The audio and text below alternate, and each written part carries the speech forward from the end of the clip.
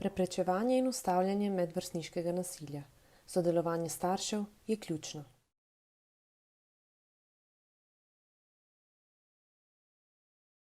Pomembno je, da razumemo, da so otroci, ki so priče medvrstniškemu nasilju, posredne žrtve nasilja in lahko prav tako utrpijo škodo zaradi nasilja. Ti otroci lahko s svojim odzivom vplivajo na to, da se medvrstniško nasilje nadaljuje, stopnjuje ali zmanjša in ustavi.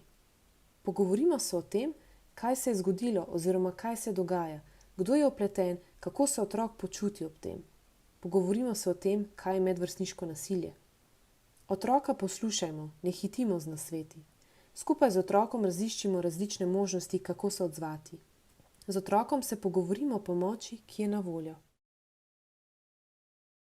Povejmo mu, da je prav in pomembno, da nam je povedal o nasilju.